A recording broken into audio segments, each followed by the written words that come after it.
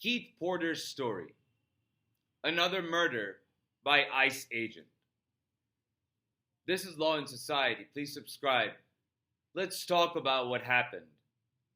On New Year's Eve, Keith Porter was shooting his rifle, for which he had a gun license, into the air in Los Angeles to celebrate the new year. His conduct is widely considered unsafe, and there are city and state laws that prohibit such acts. While his actions may have been illegal, he was not shooting at anybody specific, especially not the off-duty federal agent who shot and killed Keith. The off-duty officer didn't have his body cam on because he was off-duty. Under normal circumstances, a concerned citizen, especially an off-duty federal agent presumptively versed in the law, would call 911 and allow local on-duty law enforcement to handle the matter. But the off-duty ICE agent took it upon themselves to not only stop Mr. Porter's dangerous actions, but shoot him to death. No security cameras or body cams or citizen witnesses caught what happened on camera. And while it is being investigated, there's very little evidence to counter the federal agent's narrative. Off-duty government agents, whether local or federal, are not legally empowered to carry out law enforcement missions, let alone shoot to kill in instances that do not present imminent harm to others. Was Keith's actions against the law? Yes, but not immigration law, which is what the ICE agent was empowered when he was on duty to apply. Nor did Keith create a situation that was causing imminent harm to people around him. That was not his intention. He was celebrating in a dangerous manner the new year.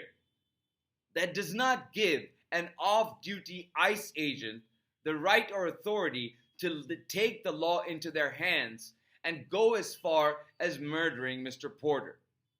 It is not their job, especially not when they are off duty.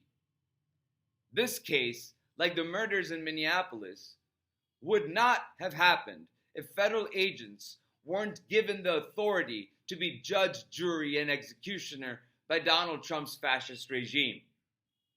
If you give Donald's regime an inch with these criminal acts, they'll take a mile. We are watching this unfold before our eyes. They have been emboldened by Trump's executive orders that seek to shield his federal agents from legal liability. They believe they're above the law and above accountability. We, the people, have to make sure we dispel that delusion. By talking about it, by demanding that local and state authorities investigate and hold off-duty federal agents accountable for his overreaching and murderous actions. It doesn't help that there is no video evidence for what happened.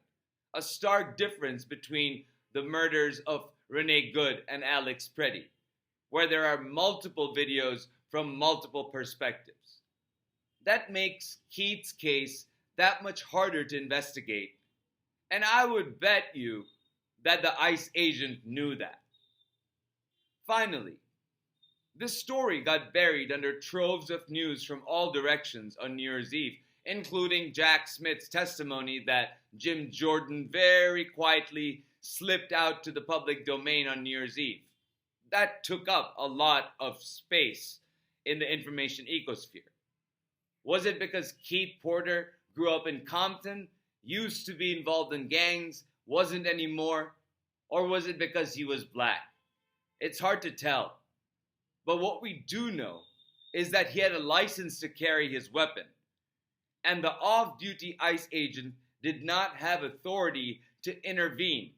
First, because local law enforcement is not within the jurisdiction of federal agents, and second, because the agent was not on duty.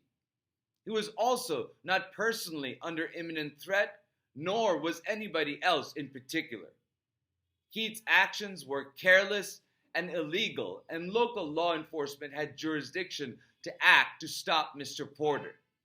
The off-duty federal agent's option in such a case would have been to call 911 and not take the law into his own hands, which is what he did, which caused the death of a man who has two daughters who he fended for and a family who is mourning. And I hope that they get justice by taking ICE to court for this wrongful death of Keith Porter. Thank you for listening. Please like, share, and subscribe, and I'll talk to you soon.